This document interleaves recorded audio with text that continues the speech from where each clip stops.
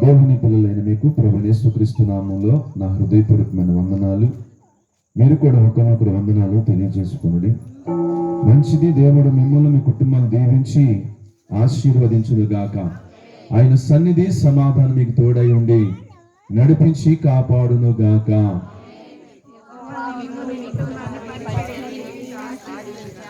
ఆమేన్, ఆమేన్, ఆమేన్. పరిశుద్ధ లేఖనంలోంచి దేవుని వాక్యాన్ని ధ్యానం చేద్దాం. దేవుని ప్రేమ చేత మన గ్రామములో ఈ రీతిగా గ్రామీణ సత్య సువార్త కూడికను ఏర్పాటు చేయటానికి పరిశుద్ధాత్మ దేవుడు సహాయం చేశాడు. ఈ ప్రతికూలమైన ఈ పరిస్థితులన్నిటినీ, ఈ అనాలకులు ఉన్నటువంటి ఈ వాతావరణం అంతటిని దేవుడు తన కృప చేత మనకు ఏం చేశారు? సానుకూలపరిచారు. ప్రభుకే మహిమ కలుగును గాక. ఒకసారి అన్న స్తోత్రం చేద్దామా? యేసయ్యా స్తోత్రం, యేసయ్య స్తోత్రం. మంచి వాతావరణం ఇచ్చిన యేసయ్య స్తోత్రం. యేసయ్యా మీకు స్తోత్రం, యేసయ్యా మీకు స్తోత్రం. Okay, thank you. దేవుని వాక్యాన్ని ధ్యానం చేద్దాం. లూకాసు సువార్త 7వ అధ్యాయము 11వ వాక్యాలు చదువుకుందామా? లూకాసు సువార్త 7వ అధ్యాయం 11వ వచనం. లూకాసు సువార్త 7వ అధ్యాయం 11వ వచనం.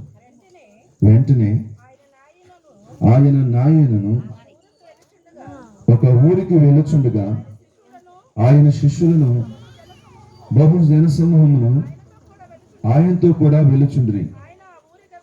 ఆయన ఆ ఊరి గవని వద్దకు వచ్చినప్పుడు చనిపోయిన ఒకడు వెలుపలికి మోసుకొని పోచుండెను. అతని తల్లికి అతడొక్కడే కుమారుడు, ఆమె విధవరాలు. ఆ ఊరి జనులు అనేకులు ఆమెతో కూడా ఉండేది.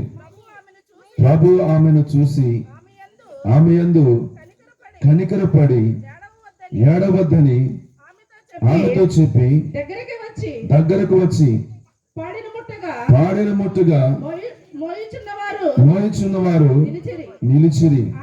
ఆయన చిన్నవాడా లెమ్మని నీతో చెప్పుచున్నాననగా ఆ చనిపోయిన వాడు లేచి కూర్చుండి మాట్లాడసాగిను. ఆయన అతని తల్లికి అప్పగించిన. చాలండి. చదవబడినటువంటి లేఖన భాగములు యేసు ప్రభు వారు గ్రామంలోనికి వెళుతున్నారు. ఆ గ్రామం నాయననే గ్రామం అనమాట.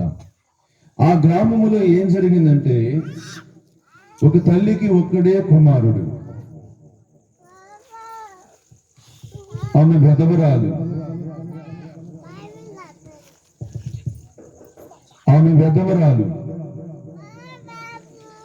ఒకడే కుమారుడు. ఆ తల్లి ఆ బిడ్డ మీద ఎన్నో ఆశలు పెట్టుకుంది. యవనస్తుడు,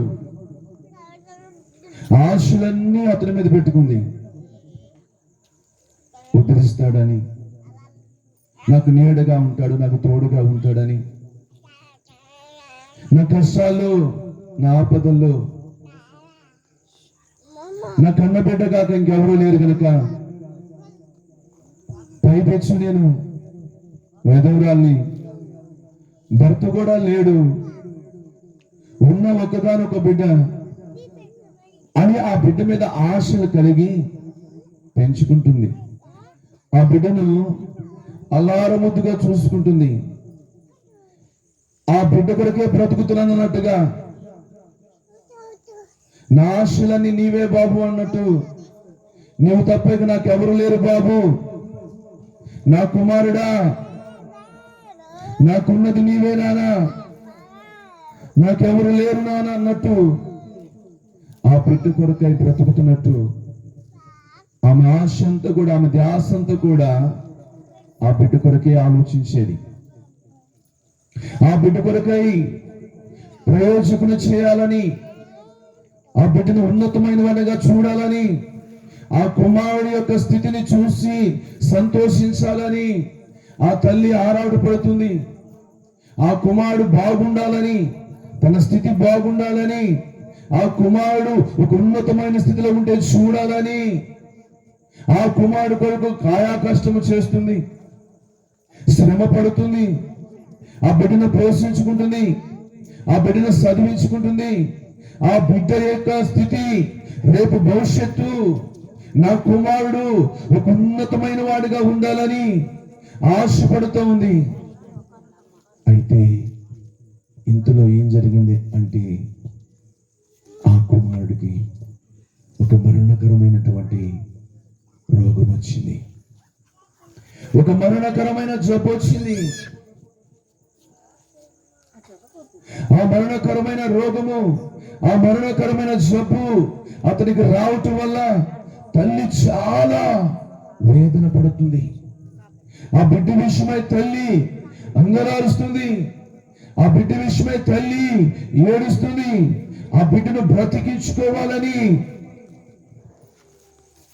ఆ రోగము నుండి, ఆ వచ్చిన వ్యాధి నుండి, ఆ మరణ పడకల్లో నా బిడ్డను ఎలాగైనా సరే బ్రతికించుకోవాలని పలు ప్రయత్నాలు చేస్తుంది.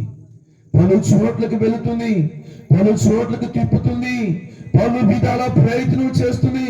ఎలాగైనా ఆ చేతికి వచ్చిన కుమారుడిని, ఎలాగైనా ఆ కన్న బిడ్డను బ్రతికించుకోవాలని, బాగు చేయించుకోవాలని. ఆ మమకారం ఉందే తల్లి మమకారము, ఆ వాత్సల్యం ఉందే తల్లి ప్రేమ. ఒకగానొక కుమారుడు అయ్యా, నాకంటికి ఎవరు లేరురా, నిన్ను చూసుకునే బ్రతుకుతున్నాను ముసల్లోనైనా. నా కుమారుడా, నీవేరా నా ఆశ, నీవేరా నా దిక్కు, నీ కొరకేరా నేను బ్రతుకుతున్నాను. అయ్యో, ఈ పరిస్థితి ఏంట్రా ఇలా అయిపోయింది, మనసాన్ని పట్టేవేంట్రా, ఈ పరిస్థితిలో నేను చూడలేకపోతున్నాను. నీ వ్యాధి నిన్నేం చేస్తుందో, నీ రోగం నిన్నేం చేస్తుందో, నాకు దూరం చేస్తుందేమో, నాకు దూరం అయిపోతావేమో. ఒకగానొక కుమారుడా, నేనేమో వెధవరాన్ని, నాకెవరూ లేరు నువ్వు తప్ప అంటూ ఆ మంచం కాడుండి, ఆ బిడ్డ కాడుండి ఏడుస్తుంది. చావు బ్రతుకులు నా బిడ్డను చూసి కన్నీళ్ళు విడుస్తుంది. బ్రతికించుకోవాలని ఆ బిడ్డను బ్రతికించుకోవాలని. అయితే ఆ బిడ్డ చనిపోయాడు, ఆ బిడ్డ చనిపోయాడు, ఆ బిడ్డ చనిపోయాడు. వాక్యం మీద మనసు పెట్టండి పిల్లలారా. ఆ కుటుంబములో దుఃఖము, ఆ గ్రామములో, ఆ ప్రాంతములో బంధుమిత్రాదులు, గ్రామస్తులు అందరూ కూడా వచ్చారు. ఎవరి పనులో వాళ్ళు ఉన్నారు. సహజంగా చనిపోయినప్పుడు ఆ కుటుంబాన్ని ఓదార్చేవారు ఉంటారు, ఆ తల్లిని ఓదార్చేవారు ఉంటారు. మిగతా కార్యక్రమాలు చేయటానికి, మిగతా పనులంటే సమాధి కార్యక్రమాలు చేయటానికి చేసేటువంటి ప్రయత్నాలు చేసేవారు చేస్తూనే ఉంటారు. అయితే ఇక్కడ జరిగిన సంఘటన చూడండి పిల్లలారా. చాలా మంది జనసమూహం వచ్చారు, చాలా మంది జనసమూహము ఆ యొక్క ఇంటి నిండా ఉన్నారు. ఆ ప్రాంతం అంతా వీధుల నిండా జనసమూహంతో ఉన్నారు. మొత్తానికి స్నానాభిషేకాలు కూడా చేయించారు, పెట్టిలో పెట్టారు, దైవజనులు ప్రార్థన చేశారు. శివరాత్రిగా పెట్టి ఎత్తుకొని భూస్థాపిత కార్యక్రమానికి అని చెప్పేసి ఆ గ్రామముల నుంచి, ఆ వీధుల నుంచి ఆ చనిపోయినటువంటి ఆ బిడ్డను తీసుకొని వెళుతున్నారు పిల్లలారా. ఆ ఊరి గవిని ఒకటి ఉన్నది. ప్రతి ఊరికి గవిని ఉంటుంది తెలుసుగా, ప్రతి ఊరికి ఏముంటది, గవిని ఉంటుంది. ఆ ఊరి గవిని దగ్గరికి వచ్చారు. ఆ బిడ్డను తీసుకొని, ఆ చనిపోయిన ఆ బిడ్డను తీసుకొని నలుగురు మోస్తా ఉన్నారు, నలుగురు మోస్తా ఉన్నారు, నలుగురు ఎత్తుకొని మోస్తా ఉన్నారు. ఆ మోస్తూ వారు ఆ ఊరి గవిని ఎత్తుకు వచ్చినప్పుడు, పిల్లలారా వినండి, పిల్లలారా వినండి, పిల్లలారా వినండి. ఆ ఊరి గవిని ఎత్తుకు వచ్చినప్పుడు ఏం జరిగిందంటే, మరణం బయటికి వెళ్తుంది. అమ్మ వింటున్నారా? మరణం బయటికి వెళ్తుంది. జీవము లోపలికి వస్తుంది. యేసయ్య లోపలికి వస్తా ఉన్నాడు. మరణం బయటికి వెళ్ళిపోతా ఉంది. ఇద్దరు ఆ గవిని దగ్గర ఇద్దరంటే మరణమను జీవం, మరణమను జీవం అనండి, మరణమను జీవం. ఆ గవిని దగ్గర కలుసుకున్నారు. ఆ గవిని దగ్గర కలుసుకున్నారు. ఆ వీధిలో కలుసుకున్నారు. ఎవరెవరు? జీవమనే నేను ప్రకటిస్తున్నా నజరేయుడైన యేసు, యేసు, యేసు, యేసు, యేసు. ఆయన జీవము గలవాడు, ఆయన సజీవుడు, ఆయన ఆశ్చర్యకరుడు, ఆయన ఆలోచనకర్త, ఆయన సర్వశక్తి గల దేవుడు. నిన్న నేడు ఏకరీతి ఉన్నవాడు, మారినవాడు, మార్పు లేనివాడు, యుగ యుగాలకు ఆయన సజీవుడైన దేవుడు, ఆయన నమ్మదగిన దేవుడు. ఆయన పేరే నజరేయుడైన యేసు.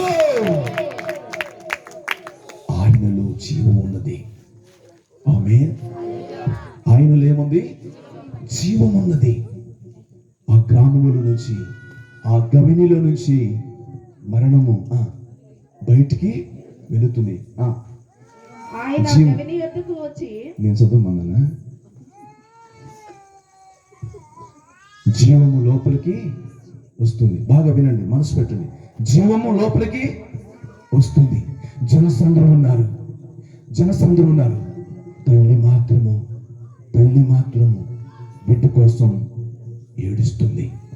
అమ్మ వినండి, తల్లి మాత్రం బిడ్డ కోసము ఏడుస్తుంది. ఏ బిడ్డ కోసం?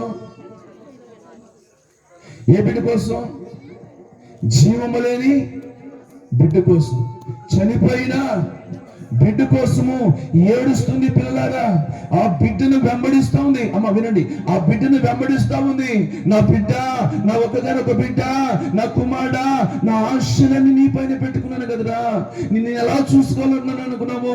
ఉన్నతమైన వారిగా చూసుకోవాలనుకున్నాను. నేను బాగా చదివించి ప్రయోజకునిగా చేసి నీ ఉన్న స్థితిని చూసి నేను సంతోషించాలని కాయ కష్టం చేసి శ్రమపడి నీ కోసం నేను పూట పడ్డాను కదా. నా కుమారుడా, నేను పోయినా పర్వాలేదు, నువ్వున్నా.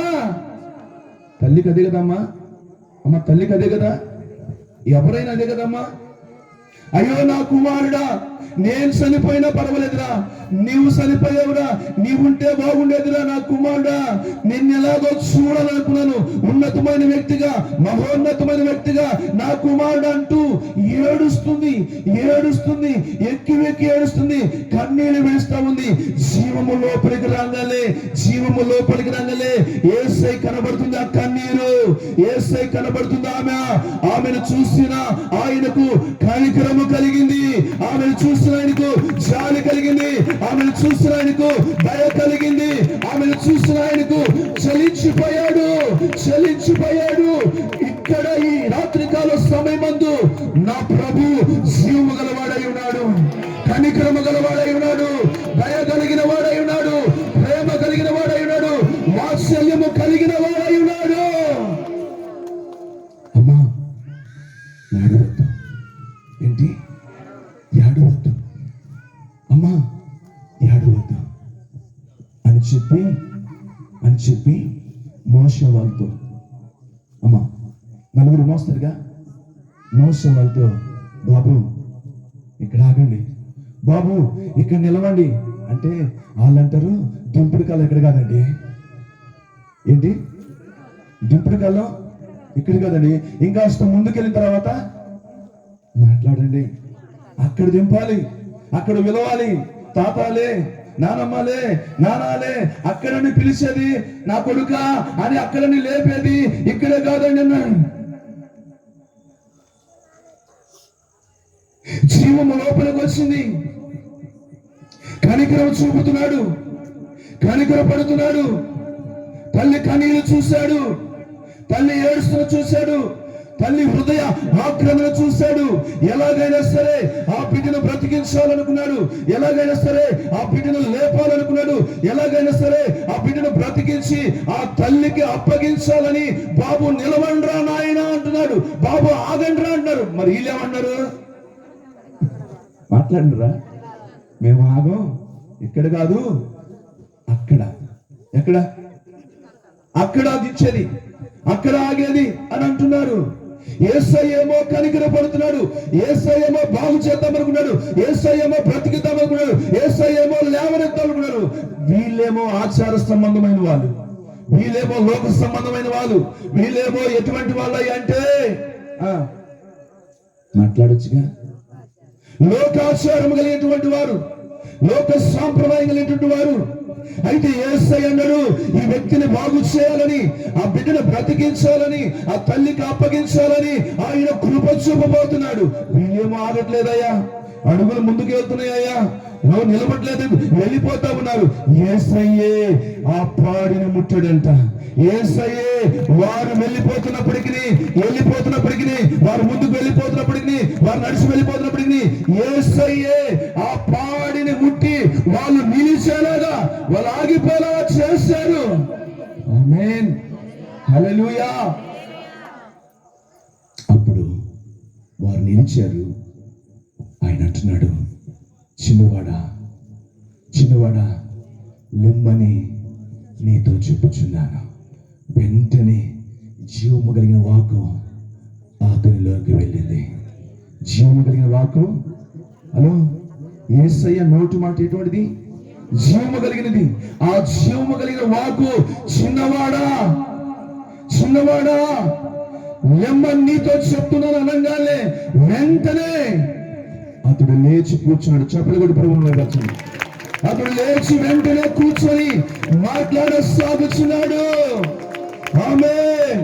ఈ రాత్రి కాల సమయం మందు వాక్యం విన్న దేవుని పిల్లరా, ఆయన బ్రతికించగల దేవుడు, ఆయన సజీవులుగా లేవనెత్తగలిగిన దేవుడు, ఆయన బాగు చేయగల దేవుడు. ఆయన జీవము నీలోకి వస్తే, ఆయన జీవము నీలోకి వస్తే, ఆయన వాక్కు నీలోకి వస్తే, ఆయన వాక్యం నీ హృదయంలోకి వస్తే, ఆయన మాట నీ చెవులోకి వస్తే, ఈ రాత్రిలో నీ జీవితంలో అద్భుతాలు చేయగలడు, స్వస్థపరచగలడు, లేవనెత్తగలడు, నడిపించగలడు, కూర్చోబెట్టగలడు, మాట్లాడగలడు, చేయగలడు. నేను ప్రకటిస్తున్న నది యేసు జీవము కలిగిన వాడు. ఎవరనుకున్నారు? ఆయన జీవము కలిగిన వాడు. యేసు వాక్కులో జీవం ఉన్నది, యేసు మాటలో జీవం ఉంది. ఆయన వాక్యము నీలోనికి వస్తే క్రియ చేయగలుగుతాడు. వాక్యము నీలోనికి వస్తే, వాక్యములో జీవం ఉంటుందా లేదా? వాక్యము నిన్ను బ్రతికించింది, వాక్యము నీ బాధల్లో నెమ్మదించింది. మరణము బయటికి వెళ్ళిపోతా ఉన్న సమయంలో జీవము లోపలికి వచ్చేసి చనిపోయిన అతన్ని బ్రతికించి, అతన్ని కూర్చోబెట్టి, అతన్ని మాట్లాడేలాగా సాగించి, అతన్ని తీసుకొచ్చి ఎవరికి అప్పగించారు? తల్లికి అప్పగించారు. పిల్లరా వినండి, ఇక్కడ మీకు ఒక అనుభవం చెప్తున్నాను.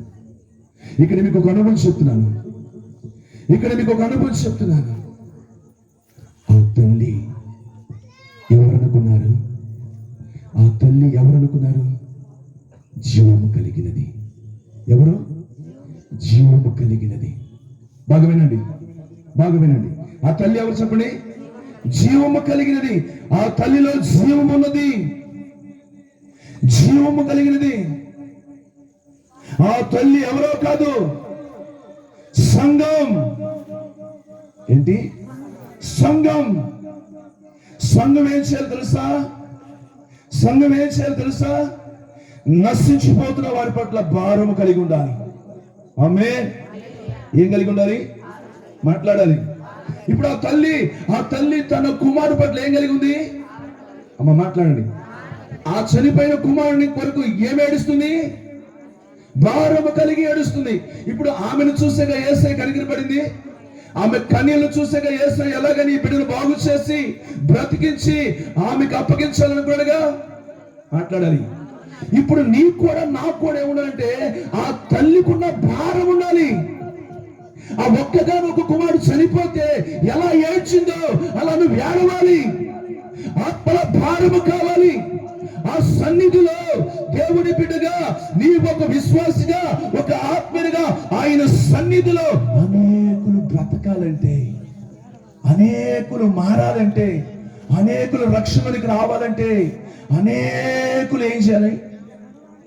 యేసు ప్రభునందు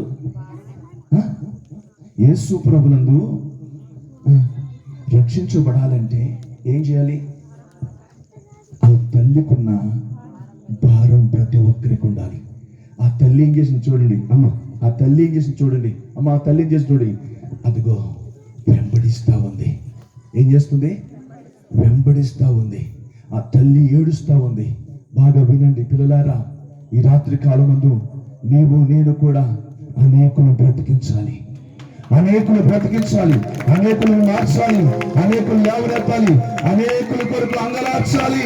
ఆత్మల కోసమై ప్రార్థన, ఆత్మల కోసమై తపన, ఆత్మల కోసమై ప్రయాస, ఆత్మల కొరకై నువ్వు అవసరమైతే ఖర్చు అవ్వాలి, అవసరమైతే కడుపు కట్టాలి, అవసరమైతే కన్నీరు విడవాలి, అవసరమైతే ఆ నశించిపోయే ఆత్మను వెంటాడాలి, ఆ వ్యక్తి కొరకు వెంటాడాలి, ఆ వ్యక్తిని ఫాలో అవ్వాలి. ఈ వ్యక్తి బ్రతకాలి, ఈ వ్యక్తి మారాలి, ఈ కుటుంబం మారాలి, ఈ మారాలి, ఈ సహోదరుడు మారాలని ఆ వ్యక్తిని మనం ఫాలో అవ్వాలి, ఆ వ్యక్తిని వెంబడించాలి, ఆ వ్యక్తి కోసం మొరపెట్టాలి, ఆ వ్యక్తి కోసం కన్నీళ్లు పడవాలి. కనికరము చూపుతాడా ఆ చీముగలు వేసే అతడు? నేను ఇప్పుడు ఆ తల్లిని దేనితో పోల్చాను? సంఘానికి ఏముండాలి? భారం ఉండాలి. ఏ భారం? ఆత్మల పట్ల భారం, నశించిపోతున్న వారి పట్ల భారం, వ్యసన క్రాంతుల పట్ల భారం, పిల్లలారా యవనస్తుల పట్ల భారం, యవన స్త్రీల పట్ల భారం, చేతికొచ్చిన బిడ్డల పట్ల భారం, చేతికొచ్చిన కుమారుడు పట్ల భారం, చేతికొచ్చిన కుమార్తె పట్ల భారం, ఇంట్లో ఉన్న భర్త వేసిన భారం, ఇంట్లో ఉన్న భార్య పట్ల భారం. ఎస్, ఈ ప్రాంతం కోసం నీకు భారం ఉండాలి, ఈ ప్రాంతం కోసం నాకు భారం ఉండాలి, ఈ కుటుంబాల కోసం భారం ఉండాలి. ఎవరికి ఉండదు ఆ భారం? ఎవరికి ఉండదు ఆ భారం? మాట్లాడాలి. ఎవరికి ఉండదు ఆ భారం? సంఘానికి మాత్రమే ఉంటుంది. ఆమేన్. తల్లికి మాత్రమే ఉంటుంది ఆ భారం. లోకములు మనం చూస్తున్నప్పుడు ఎలా ఉన్నారంటే, ఎఫెసీ రాసిన పత్రిక 2వ అధ్యాయము మొదటి నుంచి చూడండి. ఎఫెసీ రాసిన పత్రిక 2వ అధ్యాయము మొదటి నుంచి చదవండి. మీ అపరాధముల చేతను పాపముల చేతను మీరు చచ్చిన వారై ఉండగా ఆయన మిమ్మును క్రీస్తు కూడా. ఇక గమనించండి, అపరాధముల చేతను పాపముల చేతను మీరు చచ్చిన వారై ఉండగా క్రీస్తుతో కూడా మిమ్మల్ని బ్రతికించెను. యేసు క్రీస్తు ప్రభువారిని గురించి, ఆయన మరణమును జయించిన వాడు, ఆయన లోకమును జయించిన వాడు, ఆయన అపరాధములు జయించిన వాడు, ఆయన పాపములు జయించిన వాడు, కామ క్రోధ మదమత్సములు జయించిన వాడు. నేను ప్రకటిస్తున్నా, నజరేసు పాపము లేనివాడు ఆయన, మలినము లేనివాడు, మత్స లేనివాడు, కలంకము లేనివాడు, మడత లేనటువంటి వాడు ఆయన. మన పాపముల విషయమై, మన అపరాధముల విషయమై, మన నిమిత్తమైన 2021 సంవత్సరం కిందట ఈ లోకానికి వచ్చి కలువరి సిలువలో కొట్టబడ్డాడు. ఎవరి కొరకు? మాట్లాడాలి. మన అపరాధములు. అపరాధములు ఎవరి? మనమే. పాపం చేసింది ఎవరు? మనమే. అతిక్రమములు ఎవరివి? మనమే. అవిధేయులు ఎవరి? మనయే. మన అవిధేయతల నిమిత్తం, మన అతిక్రమముల నిమిత్తం, మన పాపముల నిమిత్తము మనకు శిక్ష పడవలసి ఉండగా, మనం మరణించి ఉండవలసి ఉండగా, మన స్థానములో ఆయన నిలబడి నిన్ను తప్పించాడు. నీ మీద పడవలసిన ఆ శిక్షను ఆయన భరించి గొడవదెబ్బలు కొట్టబడి, శరీరము చేర్చబడి, రక్తము ఖర్చుబడి, మనందరి పాపల విషయమై ఆ శిలువ మ్రాను పైన యేసయ్య మరణించాడు. అందుకంటాడు, మీరు పాపములో ఉండగా, మీరు అపరాధములో ఉండగా యేసు క్రీస్తు వారు చనిపోయి బ్రతికి తిరిగి లేచాడు. ఆమేన్. హల్లెలూయా. పిల్లలారా, ఎవరి కోసం? అపరాధాల్లో ఉన్న మన కోసం, అతిక్రమములో ఉన్న మన కోసం, పాపములో ఉన్న మన కోసం యేసయ్య చేయవలసింది చేశాడుగా. శిలువ ద్వారా యాగం చేశాడుగా. పుణ్యదాన బలియాగమని, రక్త ప్రోక్షణమే ఆవశ్యకమని ఆయన రక్తాన్ని సిందించాడుగా. మాట్లాడాలి. ఆ రక్తములో కడగబడాలి, ఆ రక్తములో నువ్వు విమోచించబడాలి. ఆ రక్తము నీకు పరిశుద్ధ జీవితాన్ని ఇస్తుంది. ఆ రక్తము నీకు పవిత్ర జీవితాన్ని ఇస్తుంది. ఆ రక్తము ద్వారా నీకు విమోచన కలుగుతుంది. ఆ రక్తము నీ శాపమును నడిపిస్తుంది. ఆ రక్తము నీ జీవితంలో ఆయన ఆశ్చర్యకరమైనటువంటి ఆశీర్వాదకరముగా మారుస్తుంది. ఈ రాత్రి కాల సమయంలో చాలా మంది అంటారు, నాలో ఏ పాపము లేదు, నేను ఏ పాపము చేయలేదు అని అంటారు. యోహాను రాసిన మొదటి పత్రిక 1వ అధ్యాయము 9వ వచనం చూడండి. మన పాపములను మనము ఒప్పుకున్న ఎడల ఆయన నమ్మదగిన వాడును నీతిమంతుడును గనక ఆయన మన పాపములను క్షమించి సమస్త దుర్నీతి నుండి మనలను పవిత్రులుగా చేయును. మనము పాపము చేయలేదని చెప్పుకున్న ఎడల ఆయనను అబద్ధునిగా చేయవారు మగుదుము. చాలా మంది ఏమంటారంటే, నేను ఏ పాపం చేయలేదు, నాలో ఏ పాపము లేదు అని అనుకుంటా ఉంటారు. వాక్యం వింటున్న పిల్లలారా, మన పాపాన్ని మనం ఒప్పుకోవాలి. అది చిన్న పాపమైనా పెద్ద పాపమైనా, అది నువ్వు తెలిసి చేసినా తెలియక చేసినా, ఒకవేళ పరిస్థితులు బట్టి చేసినా, ఎలా చేసినా నీ పాపాన్ని నువ్వు ఒప్పుకోవాలి. ఎక్కడ నా శివులోనా? చాలా మంది అనుకుంటారు, అయ్యగారు చెబితే, అయ్యగారు కాదు, నువ్వు దేవుని ఎదుట ఒప్పుకోవాలి. దేవుడు నిన్ను క్షమించేది, యేసయ్య నిన్ను క్షమించేది, నీ పాపములు క్షమించగలిగిన వాడు. ఆయన రక్తములో నిన్ను పవిత్రపరచగలడు. ఆయన రక్తము నిన్ను పవిత్రపరిచి పరిశుద్ధపరచగలడు. కనుక నువ్వేం చేయాలి? ఇప్పుడు నీవు చేసిన పాపాన్ని మాట్లాడండి పిల్లరా, ఒప్పుకోవాలి. బైబిల్ చెప్తుంది, సామెతల గ్రంథము 28:13. సామెతల గ్రంథము 28:13. అతిక్రమములు దాచిపెట్టువాడు వర్ధిల్లడు, వాటిని ఒప్పుకొని విడిచిపెట్టువాడు. అది బైబిల్ చెప్తుంది. అతిక్రమములు దాచిపెట్టకూడదు, నీ పాపములు దాచిపెట్టకూడదు, నీ హృదయంలో దాచిపెట్టకూడదు, నీ మనసులో దాచిపెట్టకూడదు, నీ తలపులో దాచిపెట్టకూడదు. నీ పాపం ఏదైతే ఉందో, నీ అతిక్రమములు ఏవైతే ఉన్నాయో, నీ అపరాధములు ఏవైతే ఉన్నాయో, వాటి నిమిత్తం యేసయ్య శిలువ ద్వారా భరించాడు గనుక, రక్తము కార్చాడు గనుక, ఆయన శిక్షను భరించి శిలువ మరణం పొందాడు గనుక, నీ పాపములు క్షమించడానికి యేసయ్య సమర్థుడు. యేసు క్రీస్తు రక్తము ప్రతి పాపము నుండి మనల్ని పవిత్రులుగా చేస్తుంది. అందుకంటాడు, అతిక్రమములు దాచిపెట్టువాడు వర్ధిల్లడు, వాటిని ఒప్పుకొని విడిచిపెట్టువాడు కనికరము పొందును అంటున్నాడు. నా మాటలు వినండి. ఎంతమంది రాత్రి ఒప్పుకోవాలనుకుంటున్నారు? ఎంతమంది మీ పాపములను విడిచిపెట్టాలనుకుంటున్నారు? ఈ రాత్రి దేవుడు కూడా మిమ్మల్ని కనికరించాలనుకుంటున్నాడు.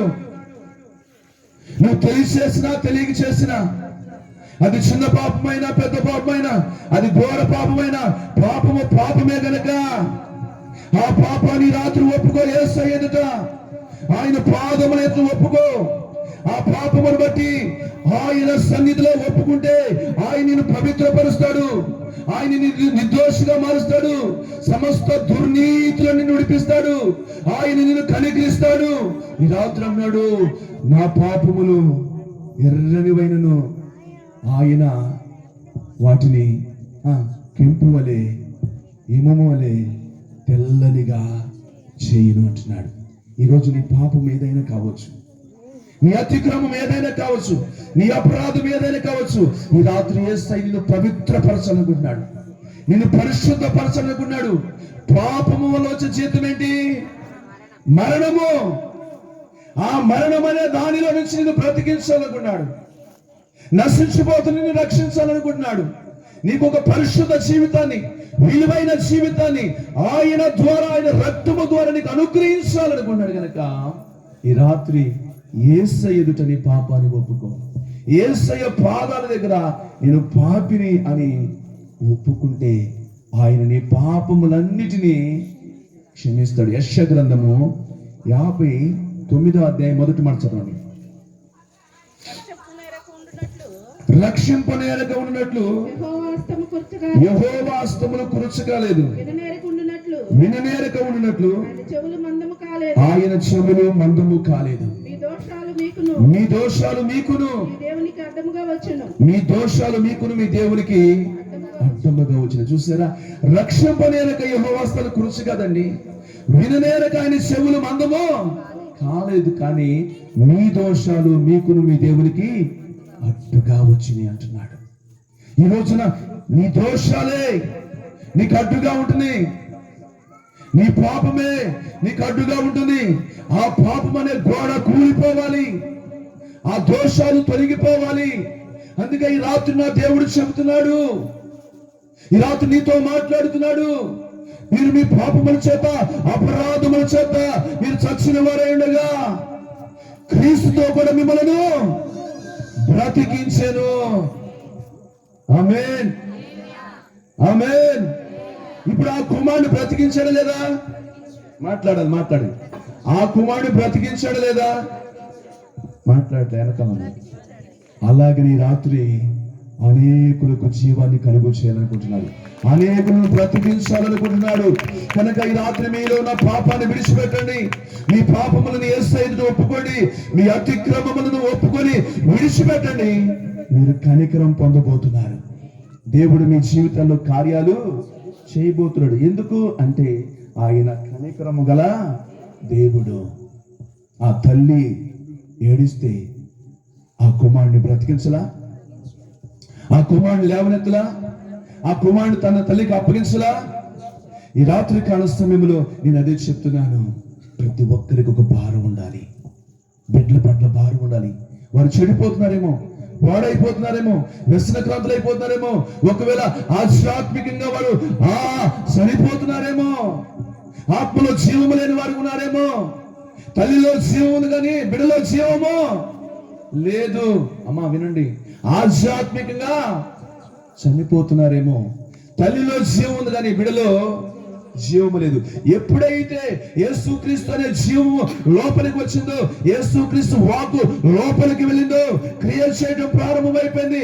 చనిపోయిన అతనిలోనికి జీవం వెళ్ళింది, అతను లేచి కూర్చున్నాడు. మేన్, ఆ తల్లి లాంటి భారం మీకు ఉండాలి, సువార్త భారం ఉండాలి, ఆత్మల భారం ఉండాలి, ప్రార్థన భారం ఉండాలి, పరిచర్య భారం ఉండాలి.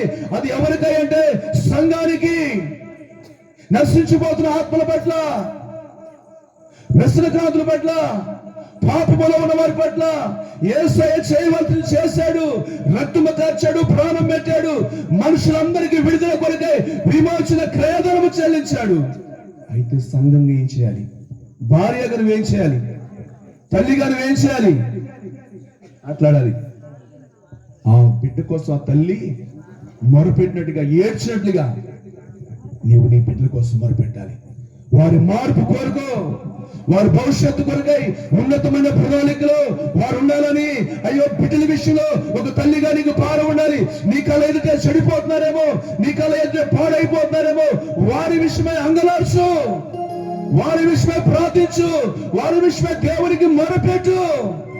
దేవుడు వారిని మారుస్తాడు, దేవుడు వారిని సరిచేస్తాడు, దేవుడు వారిని లేవనెత్తుతాడు, దేవుడు వారున్న స్థితిలో నుంచి వారిని పైకెత్తుతాడు. ఆదికాండం 21వ అధ్యాయం 15వ వచనం చదువుదాం. ఆదికాండం. ఆ తిత్తులో నీళ్లు అయిపోయిన తర్వాత ఆమె యొక్క పొద కింద ఆ చిన్నవాణ్ణి పడవేసి ఈ పిల్లవాని చావు నేను చూడలేనని అనుకొని వీటిని ఎంత దూరమో వెళ్ళి అతనిని ఎదురుగా కూర్చుండెను. ఆమె ఎదురుగా కూర్చుని ఎలుగెత్తి ఇక్కడ ఒక తల్లి కనబడుతుంది. ఆమె బిడ్డ కూడా సాగు బతుకుల మధ్యనే ఉన్నాడు. ఆమె బిడ్డ కూడా సాగు బతుకుల మధ్యనే ఉన్నాడు. ఆ తల్లి ఏం చేసింది తెలుసా? పిల్లలు వినండి, ఆ తల్లి కూడా ఆ బిడ్డను బ్రతికించుకోవాలని, ఆ తల్లి కూడా ఆ బిడ్డను బాగు చేసుకోవాలని తపన. ఆ బిడ్డ కొరకై ఆ అరణ్యములో అటు తిరిగింది, ఇటు తిరిగింది. ఆ బిడ్డని ఎత్తుకుంది, మోసింది. శక్తి లేదు, ఇక మొయ్యలేకపోతుంది, ఇక నడవలేకపోతుంది. అలా నడిచి నడిచి అలా ఎత్తుకొని ఆ చేతుల మీద ఆ బిడ్డను చూస్తూ అయ్యో ఈ బిడ్డ ఏమైపోతాడు, అయ్యో ఈ బిడ్డ ఏమైపోతాడు, అయ్యో నా కళ్ళ ముందే వాడి ప్రాణం సమస్యలిపోతుంది, అయ్యో నడిచి నడిచి ఈ అరణ్యములో నాకు కూడా తప్పికైపోతుంది, వాడికి తప్పికైపోతుంది, అయ్యో మా ఇద్దరు సావు, అయ్యో ఈ బిడ్డ సావు నేను చూడలేదని చెప్పేసి ఆ తల్లి ఏం చేసిందంటే ఒక పొద దగ్గరికి వచ్చింది. ఎక్కడికి వచ్చింది చెప్పండి, మాట్లాడి ఎక్కడికి వచ్చింది? ఒక పొద దగ్గరకు వచ్చి ఆ పొద దగ్గర ఆ బిడ్డను పడవేసింది. ఎక్కడికి? తెల్లారు చెప్పండి, ఎక్కడికి? ఒక పొద దగ్గరికి. ఆ పొద దేవుని సన్నిధి. ఆమేన్. ఆ పొద దేవుని సన్నిధి. సమస్యలో ఉన్నవారు, బాధల్లో ఉన్నవారు, వ్యాధుల్లో ఉన్నవారు, కష్టాల్లో ఉన్నవారు, అలసిన వారు, సొలసిన వారు, ఆయా పరిస్థితులు బట్టి అయ్యో కానలేనటువంటి వారు, అయ్యో నిలవలేనటువంటి వారు, అయ్యో ఏ పరిస్థితుల్లో మాకు కానలేదే, అన్ని ద్వారాలు మూసుకుపోయినాయి, అయ్యో మార్గాలు లేవే, ఏం చేయాలి, అయ్యో ప్రతి ప్రయత్నము వికటించిందే, ఇప్పుడు మా పరిస్థితి ఏంటి, నా బిడ్డ పరిస్థితి ఏంటి, అయ్యో అని చెప్పి ఆ తల్లి ఎక్కడికి వచ్చింది? ఒక పొద దగ్గరకు వచ్చింది. మీరు కావాలంటే ఆ పొదకు నిర్గమాకాండం 3వ అధ్యాయం మీద చదువుకుంటే ఆ పొదను కూర్చోండి. చూడండి, నిర్గమాకాండము 3వ అధ్యాయము 1 నుంచి. మోషే మిద్యానీ యాజకుడైన తన మామయ్య మందను మేపుచు ఆ మందను అరణ్యం అవతలకు తోలుకొని దేవుని పర్వతమైన ఓరేబునకు వచ్చును. ఒక పొద నడిమిని అగ్ని జ్వాలల్లో యెహోవా దూత అతనికి ప్రత్యక్షమై అతడు చూసినప్పుడు అగ్ని వలన ఆ పొద మండుచుండెను, కానీ పొద కాలిపోలేదు. పిల్లలారా చూడండి, ఒక పొద మండుతా ఉంది కానీ ఆ పొద కాలిపోలేదు. బాగా వినండి, ఆ పొద అంటే ఏం చెప్పాను? హలో మాట్లాడండి. దేవుని సన్నిధి, దేవుని ప్రసన్నత దొరికే స్థలం అది, దేవుని స్వరాన్ని వినే స్థలం అది, దేవుడు మాట్లాడే స్థలం అది.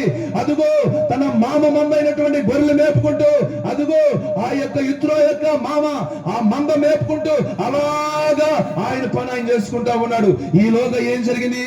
ఆ ఓరేబు పర్వతం అనబడినటువంటి అక్కడ ఒక పొద మండుతా ఉంది. ఆ పొద మండుతా ఉంది. ఈ వింత ఎలా, ఈ పొద మండటం వేళ ఈ పొద మండుతుంది కానీ కాలిపోలేదని చెప్పేసి మోషే దూరం ఉన్నటువంటి వాడు ఎక్కడికి వచ్చాడు చెప్పండి? పొద దగ్గరికి వచ్చాడు. బాగా వినండి, పొద దగ్గరికి వచ్చాడు.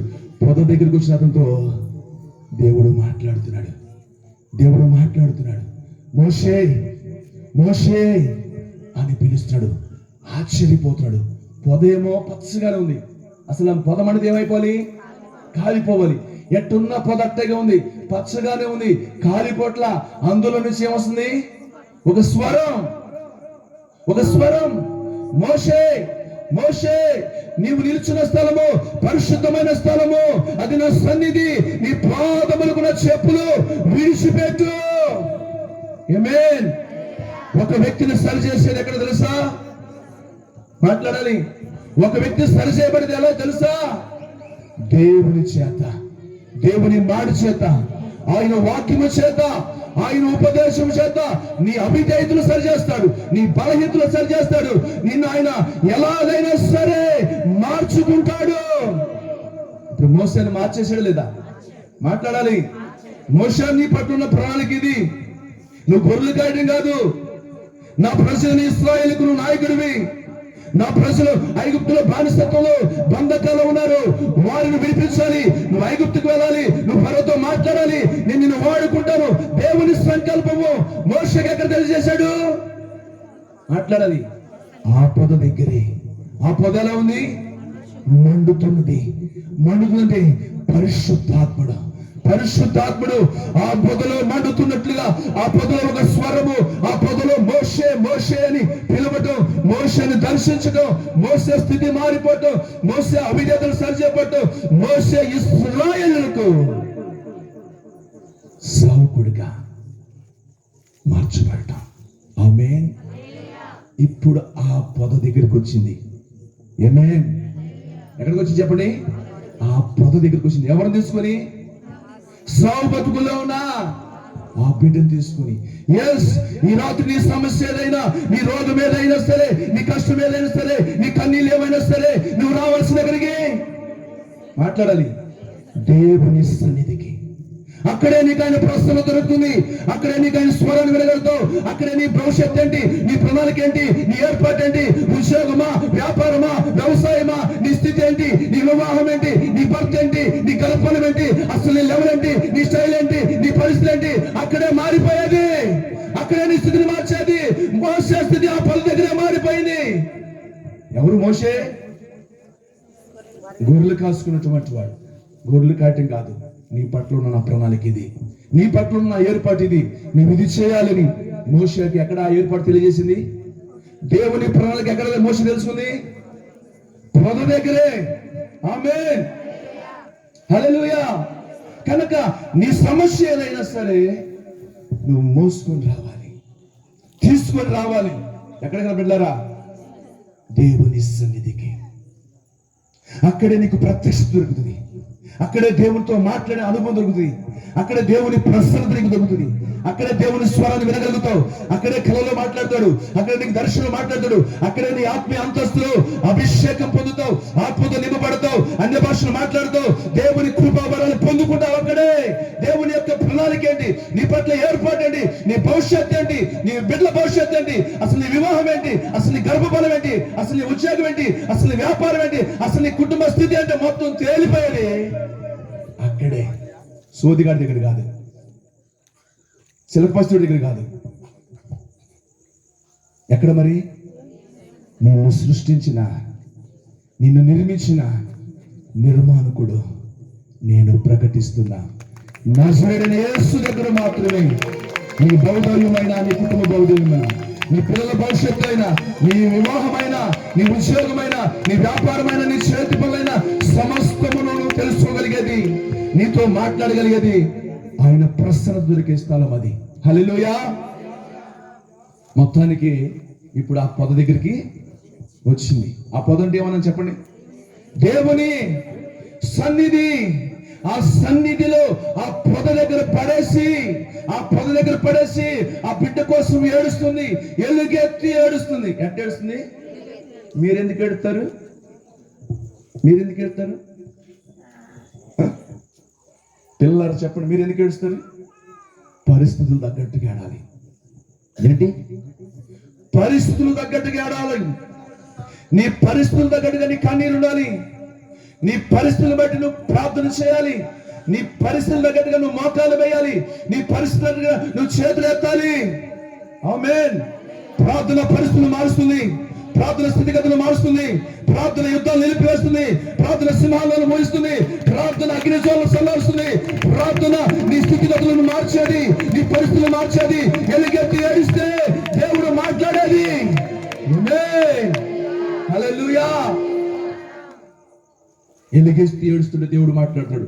ఆగరు, ఆగరు. దేవుని ప్రసన్నత ఎక్కడ దొరికింది? మాట్లాడండి రా.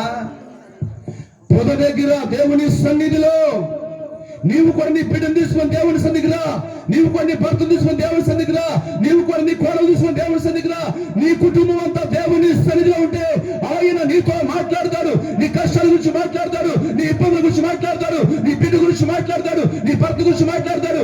సావు బ్రతుకులున్న ఆ బిడ్డ విషయంలో ఆ తల్లి ఎలుగెత్తి ఏడుస్తుంటే దేవుడు ప్రత్యక్షమై దేవుని స్వరముతో మాట్లాడి ఆగరు అని చెప్పి మూయబడిన కళ్ళు తెరిచాడు, మూయబడిన నేత్రాలు తెరిచాడు. ఈ రాత్రి కాల సమయంలో అనేక నేత్రాలు తెరవబడిన గాక, అనేక గర్భాలు తెరవబడిన గాక, అనేక పరిస్థితులు తెరవబడిన గాక, ఆకాశం తెరవబడిన గాక, ఆయన సన్నిధి తెరవబడిన గాక, ఆయన ఆయన మనోనేత్రము తెరిచిన గాక, మనసు తెరిచిన గాక, హృదయం తెరిచిన గాక. ఈ రాత్రి ప్రభు కార్యాలు చేయడం ప్రారంభించాడు. హల్లెలూయా. తెరచును కాక. నీ కన్నులు ఎప్పుడైతే తెరవబడతాయో అప్పుడు దేవుని కార్యాలని చూస్తా. అప్పుడు ఎప్పుడైతే ఆమె కన్నులు తెరిచాడో ఏం కనపడ్డాయి? నీటి ఊటలు కనపడ్డాయి. ఎప్పుడు కనపడ్డాయి? మాట్లాడాలి. అరణ్యంలో అడు తిరిగినప్పుడు కనపడ్యా, ఇటు తిరిగినప్పుడు కనపడ్యా? మరి ఎక్కడ? ఆ పొద దగ్గరికి వచ్చినప్పుడు, ఆ పొద దగ్గర ఈ పిల్లవాడి చావు నేను చూడలేనయ్యా అని ఆయనకు అప్పగించేసినప్పుడు, ఏమే ప్రతి సంఘం కూడా, ప్రతి సేవకుడు కూడా, ప్రతి విశ్వాసి కూడా ఆయనకు అప్పగించాలి. ఈ సమస్యని ఆయనపై ఆధారపడాలి, ఆయనపై ఆనుకోవాలి, ఆయనకి చెప్పాలి నీ సంగతులు. ఆయనకి చెప్పు. ఇరుగోలకి, పొరుగోలకి, స్నేహితులు చెప్పాక ఎండి చేపలకు నేను ఎండేస్తారు. వాళ్ళ కుటుంబం ఎట్టంట, దాని మొగుడు ఎట్టంట, వాళ్ళ ఆయన ఎట్టంట, వాళ్ళ ఆవిడ ఎట్టంట, వాళ్ళ పిల్లలు ఎట్టంట, ఇటు జరిగిందంట అని ఎండేస్తారు. లోకులకు చెప్తారు, కాకుల్లాగా మాట్లాడుకుంటారు, కాకుల్లాగా వస్తారు. అదే ఏసై చెప్పనుకో ఇంకోళ్ళకి చెప్పడు, ఇంకోళ్ళకి చేరవేయడు, ఎట్టంట హట్టంట అని చెప్పడు. అందుకే నీ విషయమై, నీ కుటుంబ విషయమై, నీ బిడ్డల విషయమై ఏసై చెప్పు, ఏసైపై ఆనుకో, ఏసైపై ఆధారపడు, ఏసై సన్నిధిలో కన్నీళ్లు విడిచి ప్రార్థించు. నా దేవుడు తెరవవలసిన వాటిని తెరుస్తాడు. ఆకాశం తెరవాలా? తెరుస్తాడు. మంచి తన్నిధులు తెరవాలా? తెరుస్తాడు. గర్భాన్ని తెరవాలా? తెరుస్తాడు. మనసు తెరవాలా? తెరుస్తాడు. హృదయం తెరవాలా? తెరుస్తాడు. ఏదైనా చేయగలిగిన సమర్థుడు నేను ప్రకటిస్తున్న నజరేయుడు యేసు. ఆ పొదలో సజీవులుగా లెగుస్తారు. ఆ పొదలో చెప్పండి, దేవుని సన్నిధికి వచ్చిన వారు బాగుపడి వెళ్తారు, సజీవులుగా వెళ్తారు. వారి స్థితి మారి వెళ్తారు, వారి పరిస్థితులు మారి వెళ్తారు. ఒక్క మాట చెప్పండి, మనం ఆరాధించే దేవుడు ఎవరన్నారు? సజీవుడు, సజీవులకు దేవుడు, మృతులకు దేవుడు కాదు. మృతులకు దేవుడు కాదు. మన దేవుడు ఎవరు? సజీవుడు, సజీవులకు దేవుడు. కొట్టు ఒకసారి చెప్పండి, చెప్పండి కొట్టు. ప్రభుని మహిమపరిచి యేసయ్య స్తోత్రం అని చెప్పు. హల్లెలూయా, హల్లెలూయా. పరిశుద్ధ లేఖనం చూడండి పిల్లలారా. లూకాసు వార్త 13వ అధ్యాయము 10వ వచనం చదువుతావా? లూకాసు వార్త 13వ అధ్యాయము 10వ వచనం.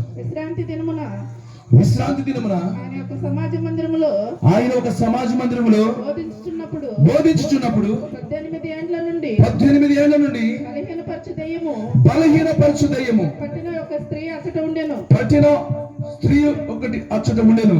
ఆమె నడుము వంగిపోయి ఎంత మాత్రమును చక్కగా నిలబడలేకుండెను. యేసు ఆమెను చూసి రమ్మని పిలిచి అమ్మా నీ బలహీనత నుండి విడుదల పొంది ఉన్నావని ఆమెతో చెప్పి ఆమె మీద చేతులుంచగా ఆమె చక్కగా నిలబడి దేవుణ్ణి మహిమపరిచిన. వినండి, మనసు పెట్టి వినండి. ఇక్కడ కూడా ప్రభు మాట్లాడుతున్నారు మీతో. ఆమె ఎక్కడుంది? సమాజ మందిరములో ఉంది. అంటే సమాజ మందిరం అంటే ఏంటి? సంఘములో ఉన్నది, సహవాసములో ఉన్నది. ఆమేన్, హల్లెలూయా. ఆమె ఎక్కడుందంటే సంఘములో ఉంది, సమాజములో, మందిరములో ఉంది. ఆ మందిరములో దేవుని పని జరుగుతూ ఉంది, దేవుని సేవ జరుగుతూ ఉంది. ఆయన పరిచయం చేస్తా ఉన్నాడు, ఆయన వాక్యాన్ని ప్రకటిస్తా ఉన్నాడు. అలాగనే ఇప్పుడు నేను ఎలా చూస్తున్నాను, ఆయన కూడా అలా చూస్తా ఉన్నాడు. ఇందాక సహోదరుడు అందరు లేచి నిలబండి అన్నాడు కదా, అన్నాడుగా. అలాగనే లేచి నిలబడినప్పుడు, కూర్చున్నప్పుడు మొత్తానికి ఆయన చూశాడు. ఎవరిని చూశాడు చెప్పండి? మాట్లాడలేదే అమ్మా. ఎవరిని చూశాడు? నడుము వంగిపోయిన ఆమెను, ఒక బలహీన పరుచు దయ్యం పట్టినటువంటి ఆమెని, ఎంత మాత్రం నిలవలేని ఆమెను యేసయ్య చూశాడు. పిల్లలు వినండి, ఎక్కడ దేవుడా? సమాజ మందిరంలో ఉంది, సంఘములో ఉంది, సహవాసములో ఉంది. ఆ రోజు ఆరాధన జరుగుతూ ఉంది, పాటల కార్యక్రమము, ఆ తర్వాత ఆరాధన కార్యక్రమం, ఆ తర్వాత అలాగనే వాక్య పరిచయం జరుగుతుంది. ఇలా బోధ చెబుతా ఉన్నాడు. యేసయ్య చూస్తున్నాడు, ప్రతి ఒక్కరిని గమనిస్తున్నాడు, ఉన్న వారందరిని తేరి చూస్తున్నాడు. అయితే ఒక ఆవిడ నడుము వంగిపోయింది. ఏం వంగిపోయింది? ప్రతి వ్యక్తికి బలమైంది ఏంటి చెప్పండి? నడుమే. నువ్వు కదలాలన్నా, లేవాలన్నా, కూర్చోవాలన్నా, పడుకోవాలన్నా, పని చేసుకోవాలన్నా, ప్రతి దానికి, ప్రతి వ్యక్తికి, స్త్రీకైనా పురుషుడికైనా బలమైంది ఏంటి చెప్పండి? నడుము. నడుము వంగిపోయింది, ఎంత మాత్రం నిలబడలేకపోతుంది. ఆమెను చూశాడు, కనికరం కలిగింది, జాలి కలిగింది, వాత్సల్యం చూపి అమ్మా ఇటులా, అమ్మా ఇటులా అన్నాడు. బాగా వినండి, నేను రాలేనయ్యా, నేను లెగవలేనయ్యా, నేను వచ్చేదాన్ని కాదయ్యా అనలా. విధేయత చూపింది. వాక్యానికి నువ్వు విధేయుడు కావాలి, వాక్యానికి విధేయురాలు కావాలి. నేను ప్రకటిస్తున్న యేసయ్యకు నువ్వు విధేయత చూపాలి. ఏం చూపాలి? విధేయత. మాట్లాడాలి. ఆమె లెగవలేదుగా, నడవలేదుగా, నడుము వంగిపోయిందిగా, అయినా కానీ యేసయ్యకు మారు మాట చెప్పలా. అమ్మ ఇట్రా అనగానే ఉన్న బలహీనతలోనే, నడుము వంగిపోయిన స్థితిలోనే, నడవలేని స్థితిలోనే, లేవలేని స్థితిలోనే ఎక్కడికి వచ్చింది? మాట్లాడండిరా, యేసయ్య యొద్దకు వచ్చింది. మనమైతే ఏం చేస్తాం? మాట్లాడండిరా తల్లులారా, మాట్లాడి. మనమైతే ఏం చేస్తాం? ఆ సాకునే, ఆ బలహీనతనే అడ్డు పెట్టేసుకుంటాం. అవునా? మాట్లాడండి తల్లులారా. ఆ బలహీనతను అడ్డు పెట్టేసుకొని నేను రాలేను, నేను లేవలేను, నేను నడవలేను, నా వల్ల కాదు అనుకుంటాం. ఈ రాత్రి వేళ విధేయత ముఖ్యం. ఏది ముఖ్యం? దేవునికి విధేయత చూపు, వాక్యానికి విధేయత చూపు, సేవకునికి విధేయత చూపు. నీ స్థితిని మార్చేది దేవుడే, నీ పరిస్థితులు మార్చేది దేవుని సన్నిధే, నీ పరిస్థితులు మార్చేది ఉపదేశమే, నీ కొరకు ఏదైనా చేయగలిగింది సేవకుడే. కనుక విధేయత చూపు. ఫస్ట్ వన్, దేవునికి విధేయత చూపు, ఉపదేశానికి విధేయత చూపు, దేవుని సేవకునికి విధేయత చూపు. దేవుడు నీ జీవితంలో గొప్ప కార్యాలు చేస్తాడు, అద్భుతాలు చేస్తాడు, ఆశ్చర్య కార్యాలు చేస్తాడు, మహిమ కార్యాలు చేస్తాడు. విధేయత కావాలి. నువ్వు లేవలేని దానివే, నువ్వు నడవలేని దానివే, నడుము బాగోలేదు, ఒంట్లో బాగోలేదు, ఇంట్లో పరిస్థితి కూడా బాగోలేదు, అయినా సరే ఏది అవసరం? విధేయత. దేవునికి విధేయత, ఉపదేశానికి విధేయత, సేవకునికి విధేయత. బాగా వినండి. ఇప్పుడు ఆమెను బలహీనపరిచిన ఎవరు? ఎన్ని సంవత్సరాల నుంచి? 18 ఏళ్ళ నుండి బలహీనపరచడం వల్ల ఏమైపోయింది? నడుము వంగిపోయింది, ఎంత మాత్రం నిలబడలేకపోయింది. పరిస్థితులు చూసి యేసయ్య పిలిచాడు, రమ్మంటే వచ్చింది. వచ్చిందా రాదా? మాట్లాడండి. వచ్చిందా రాదా? వచ్చింది. యేసయ్య ఏం చేసింది తెలుసా? ఆమె మీద చేతులు ఉంచాడు. ఓ బలహీనపరచు దయ్యమా, ఈమెను విడిచిపో అని ఆజ్ఞాపించాడు. ఎప్పుడైతే యేసయ్య చేతులు వేశాడో, ఎప్పుడైతే యేసయ్య ప్రార్థన చేశాడో, ఎప్పుడైతే యేసయ్య అపవాదిని గద్దించాడో, అపవాది ఏం చేసింది తెలుసా? ఆమెను విడిచి వెళ్ళిపోయింది. ఆమె కట్లు తెగిపోయింది అంట. ఆమె కట్లు ఎప్పుడు చేసిన కట్లు? మాట్లాడున్నామా? ఎక్స్రేలో అవుతుందా? ఎక్స్రేలో వస్తుందా? స్కానింగ్ లో వస్తుందా? బ్లడ్ రిపోర్ట్ లో వస్తుందా? మాట్లాడాలి. సాతాను వేసిన కట్లు, సాతాను ద్వారా వచ్చే బలహీనతలు, సాతాను ద్వారా వచ్చే రోగాలు ఎక్స్రేలో గానీ, స్కానింగ్ లో గానీ, బ్లడ్ టెస్ట్ లో గానీ ఎటువంటి రిపోర్ట్లు రావు. గుర్తుపెట్టుకోండి, కొన్ని రోగాలు, కొన్ని బలహీనతలు, కొన్ని అనారోగ్యాలు సాతాను వల్ల కూడా వస్తాయి, అపవాది వల్ల కూడా వస్తాయి. అపవాది కట్లు వేస్తాడు, గొంతు కట్లు వేస్తాడు, మెడ కట్లు వేస్తాడు, నడుము కట్లు వేస్తాడు, కాళ్ళు కట్లు వేస్తాడు. ఆడు ఏం చేస్తాడంటే బంధించేస్తాడు. ఈ రాత్రి మీ కట్లు తెగిపోవును గాక. ఈ రాత్రి ఒక ప్రవచన వాక్యం విడుదల చేస్తున్నా, మీ బలహీనత నుంచి మీకు విడుదల కలుగును గాక. ప్రతి కట్లు తెగిపోవును గాక. మీ నడుములు సరిచేయబడి గాక, మీ కాళ్ళు సరిచేయబడి గాక, మీ గుండెలు సరిచేయబడి గాక, మీ తల సరిచేయబడి గాక. ప్రతి బలహీనతలు వెడలిపోవును గాక, విరిచిపోవును గాక. దైవికమైన స్వస్థతలు జరుగును గాక, అద్భుతాలు జరుగును గాక, మహిమ కార్యాలు జరుగును గాక. రాత్రి ప్రభు మిమ్మల్ని దర్శించిన గాక, ప్రభాస్తులు చాపును గాక. ఈ రాత్రి మీ తలల మీద ఆయన హస్తము దిగును గాక. రాత్రి ఆయన హస్తము మీద చాపును గాక. ప్రభు మేము దర్శించిన గాక. ప్రభు మేము స్వస్థపరిచిన గాక. మీ జీవితాలను దురాత్మలు, చీకటి శక్తులు, సాతాను శక్తులు యేసునామములో ఆజ్ఞాపిస్తున్నాను. ప్రతి కాడి విరగొట్టబడు గాక. ప్రతి కాడి విరగొట్టబడు గాక. ప్రతి కాడి మన మీద పెరిగి వేయబడు గాక. దుర్మార్గుల యొక్క కట్టు తెగిపోడు గాక. శాతపరి శక్తులు వెళ్ళిపోడు గాక. మాంత్రిక శక్తులు వెళ్ళిపోడు గాక. మనుషుల ప్రయోగాలు, మనుషుల తంత్రాలు కొట్టివేయబడు గాక. Name of Jesus. అబ్రహాము కుమార్తె 18 ఏళ్ళ నుండి బలహీన పరిస్థితి చేతిలో బంధించబడి నడుము వంగిపోయి ఎంత మాత్రం నిలబడలేక, ఎంత మాత్రం దేవుణ్ణి మహిమపరచలేకున్నా ఆమె జీవితంలో కార్యం చేసిన దేవుడు ఈ రాత్రి అనేకుల జీవితంలో కార్యాలు చేస్తున్నాడు. ఆ దయ్యపు శక్తులు వెళ్ళిపోతున్నాయి. ఆ చీకటి శక్తులు వెళ్ళిపోతున్నాయి. నీ కట్లు తెగిపోతున్నాయి. కుల కట్లు, మత కట్లు, ఆచార కట్లు, అనేక కట్లు తెగిపోవును గాక. అనేక బంధకాల నుంచి విడిపించబడి గాక. అనేక వ్యసనాల నుంచి విడిపించబడి గాక. సాతాను క్రియలు, సాతాను బలహీనతలు మిమ్మల్ని విడిచిపోవును గాక. దయ్యపు శక్తులు వెళ్ళిపోవును గాక. ఆ కాడి విరగొట్టబడును గాక. ఆ శాపము తొలగిపోవును గాక. ఆ రోగాల మయము నుండి మీకు విడుదల కలుగును గాక. ఎవరెవరికైతే రాత్రి ఈ స్థలంలో బలహీనతలతో బాధపడుతున్నారో ఆ బలహీనత నుండి మీకు విడుదల కలుగును గాక. పరిశుద్ధ లేఖనం నుంచి మాట బాగా వినండి, బాగా వినండి. ఎప్పుడైతే ఆ దయ్యం ఆమెను విడిచిపోయిందో, ఎప్పుడైతే ఆ కట్లు తెంపివేయబడాయో, ఎప్పుడైతే ఆమె లేచి చక్కగా నిలబడిందో, వ్రాయబడిన మాట తెలుసా? ఆమె దేవుణ్ణి మహిమపరిచెను. ఓసారి చప్పట్లు కొడతారా? ఆమె దేవుణ్ణి మహిమపరిచెను.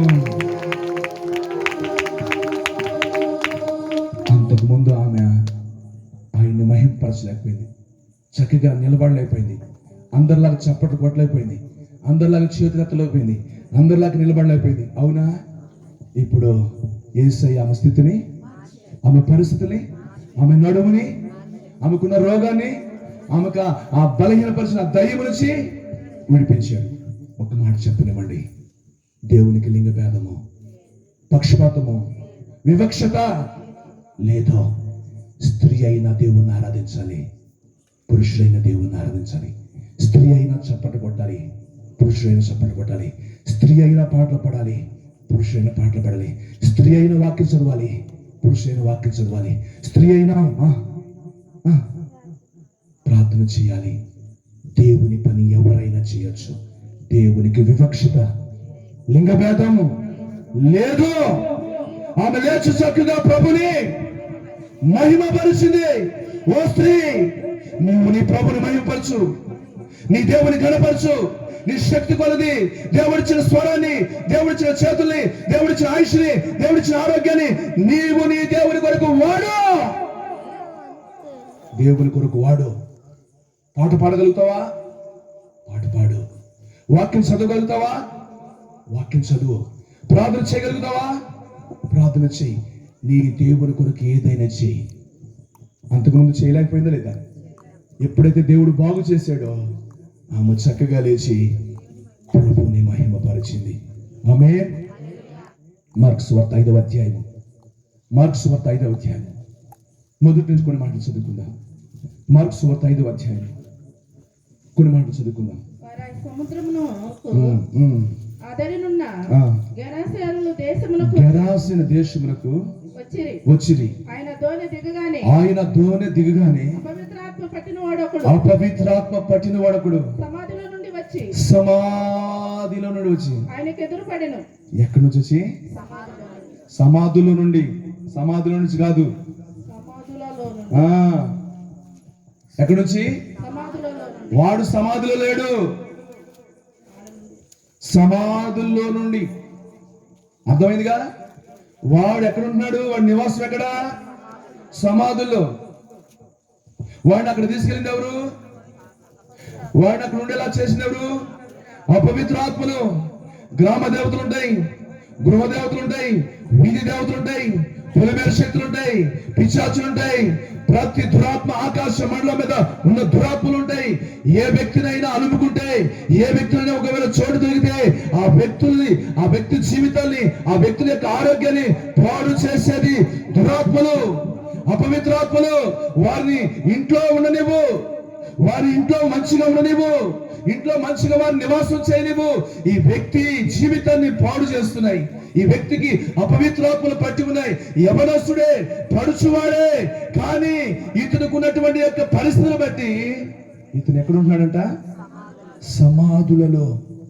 ఇతను సాధువు చేయాలనుకున్నారంట, మార్చాలనుకున్నారంట. అతన్ని ఎంత మాత్రం కూడా ఎవరు కూడా బంధించలేకపోయారు. ఒకవేళ బంధించినా అతనిలో ఉన్న దురాత్మలు, అతనిలో ఉన్న అపవిత్రాత్మలు ఏం చేస్తున్నాయి? వాటిని తెంచి వేస్తున్నాయి. బాగా వినండి. ఒకటి, సమాధుల్లో నివాసం చేస్తున్నాడు. వాస్తవాన్ని ఎక్కడ నివాసం చేయాలి? ఇంట్లో నివాసం చేయాలి, భార్యతో నివాసం చేయాలి, భర్తతో నివాసం చేయాలి, పిల్లలతో నివాసం చేయాలి, కుటుంబంలో నివాసం చేయాలన్న ఈ వ్యక్తి ఎక్కడ నివాసం చేసేలా చేస్తున్నట్టు ఈ అపవిత్రాత్మలు సమాధులలో. సమాధులు ఎవరుంటారో బిడ్డారా మాట్లాడాలి. చచ్చిపోయినటువంటి వారు, జీవమలేనటువంటి వారు ఉంటారు. అయితే ఈ అపవిత్రాత్మలు పట్టి ఇతన్ని ఈడ్చుకుని ఎక్కడ తీసుకెళ్తే తెలుసా? ఇంట్లో ఉన్నట్లా, భార్యతో ఉన్నట్లా, పిల్లలతో ఉన్నట్లా. ఎక్కడంటే వాడు ఉండేది నివాసం, వాడు అడ్రస్ ఎక్కడంటే కేర్ ఆఫ్ సమాధులలో ఉంటాడు. రెండో చెప్తున్నా, అతని ఒంటి మీద బట్టలు ఉన్నట్లా. ప్రతి వ్యక్తికి సిగ్గును కాపాడుకోలేదా? మాట్లాడాలి. ప్రతి వ్యక్తిని కూడా ఆ సిగ్గును కాపాడుకోవడం కోసం ఏం చేస్తారు? వస్త్రాన్ని ధరించుకుంటారు, బట్టలు ధరించుకుంటాడు. అయితే ఈ అపవిత్రాత్మ ఏం చేస్తుంటే అతని జీవితాన్ని నాశనం చేయడానికి, అతని బ్రతుకుని పాడు చేయడానికి, ఆ సమాజంలో, ఆ కుటుంబంలో ఎందుకు పనికిరాని వ్యక్తిగా మార్చేస్తుంది. ఒంటి మీద శివరాఖరికి బట్టలు కూడా ఉండనివ్వట్లేదు. మూడోది ఏంటి తెలుసా?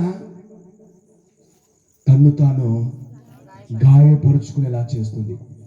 మీకు మీరు ఎవరైనా గాయం చేసుకుంటారా? మాట్లాడాలి. మీకు మీరుగా ఎవరైనా గాయం చేసుకుంటారా? మీకు మీరుగా మీ జీవితాన్ని నాశనం చేసుకుంటారా? మీకు మీరుగా మీ సంవత్సరాన్ని పాడు చేసుకుంటారా?